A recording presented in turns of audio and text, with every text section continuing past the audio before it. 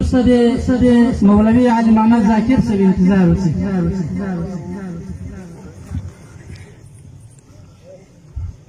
بسم الله الرحمن الرحیم.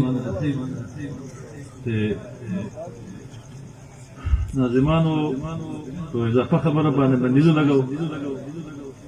صرف زه به د خپل پیر نوم یاد کوم، د حضرت کاروان صاحب. ډېر خوشحاله یم چې د روپ ټاټوبي کې او د روپ په زیږېدو په سیمه کې د هغه د کلیوالو په مخ کې ولاړ یم شعرونه وایم.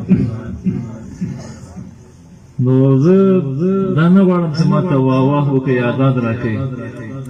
فقط یو څو بیتونه وایم، یو غزل وایم، ستاسې په زړه کې خوند ترې واخلئ. د مجلس په معنویت باندې بیا زه پوهېږم، احساسوم یې. نو د غزل نه مخکې یو څو بیتونه وایم.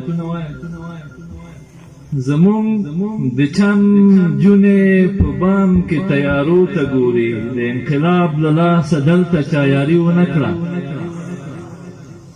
او د ښکلو عشق کې نږدې کفر ته وتلی وم، خو مګر دوی را سره هېڅ مسلماني ونه کړه. او غزل یو دوه بیته داسې: ای د عشق له دین منکرو کافرانو، ای د عشق له دین منکرو کافرانو، صدقه شئ د دوو سترګو د خوبانو، او ستا دیدن د لنډو شپو د سهار لمونځ دی، قضا کېږي همیشه د غافلانو. او غزل داسې: څوک و خپل ځان ته او څوک بت ته په سجده ستړی دی، څوک و خپل ځان ته او څوک بت ته په سجده ستړی دی، هر څوک د خپلې بې عقلۍ په اندازه ستړی دی.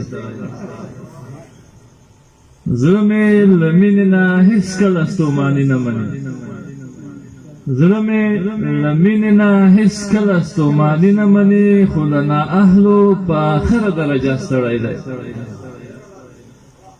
چا چې له بدو سره بد کړي انصاف یې کړی، چا چې له بدو سره بد کړي انصاف یې کړی، چا چې له بدو سره ښه کړي هغه ستړی دی.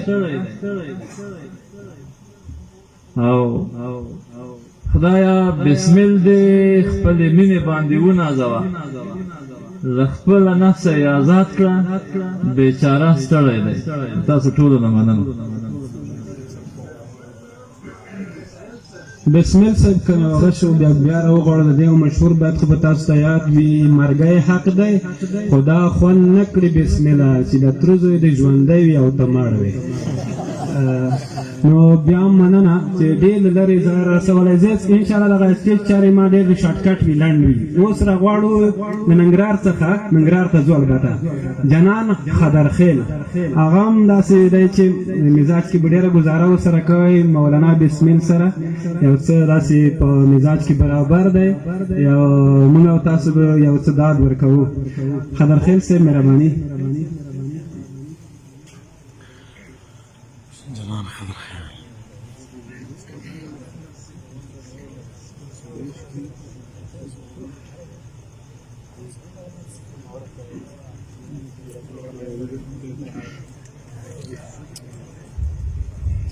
السلام علیکم ورحمت الله وبرکاته. ډیر خوښ خو په دې یم چې خوست یم او په داسې یو عظیم الشانه او درنه جلسه کې یم چې زه خپل احساسات باور وکړئ بیخي نشم کنټرولولی، خو خفه په دې یم چې ما خوست ته هېڅ شی هم نه دي راوړي. خلک چې جانان ته ځي، د جانان وطن ته ځي، د مینې کور ته ځي، باید یو څه ځان سره یوسي.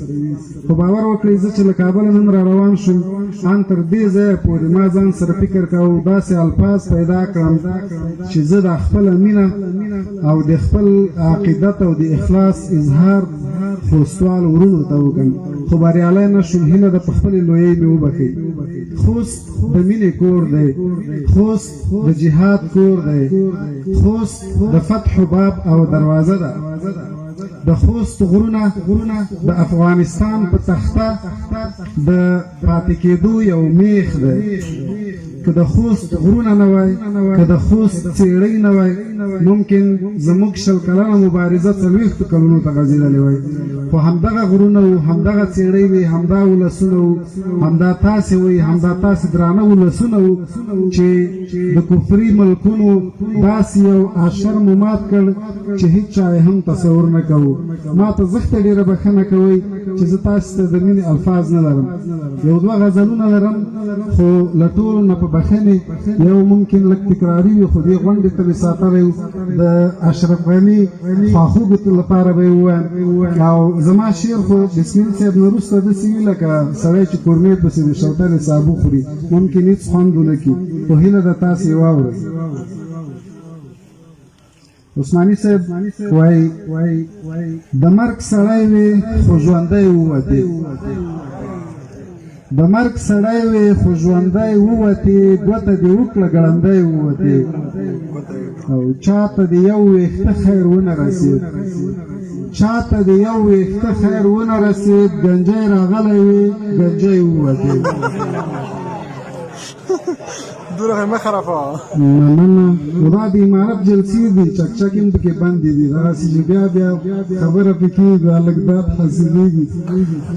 وایي چاته د یو ویښته خیر ونه رسېد، ګنجی راغلی وي ګنجی ووتې، د لیونیو لیونیه بابا، د لیونیو لیونیه بابا، مفکرتوب کې لیونی ووتې، لمبه لمبه به غږېدلې جناب، لمبه لمبه به غږېدلې جناب، خو پای کې سست لکه لوګی ووتې. او مننه. لمبه لمبه به غږېدلې جناب، خو پای کې سست لکه لوګی ووتې، غریب ولس ته په درد ونه خوړې، غریب ولس ته په درد ونه خوړې، پردو راوستی وې پردی ووتې، پاچا قسم د دار لیاقت دې درلود، پاچا قسم د دار لیاقت دې درلود، خو بخت دې کار وکړ او ښی ووت.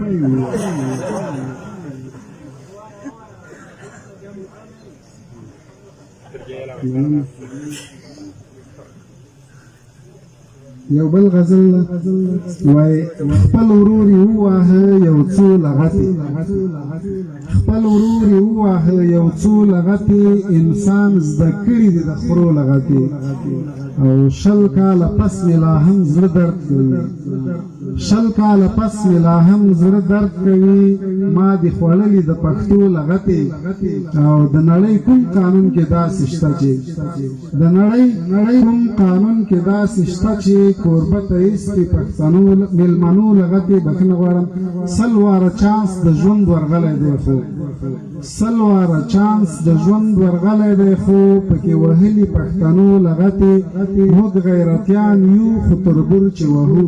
عثماني صاحب موږ غیرتیان یو خو تربور چې وهو، ورته راکش کړو د پردو لغتې، او له خدرخیل نه سړیتوب هېر شوی، له خدرخیل نه سړیتوب هېر شوی، ورته پکار دي د لیلو لغتې. د توجه مو نړۍ مننه.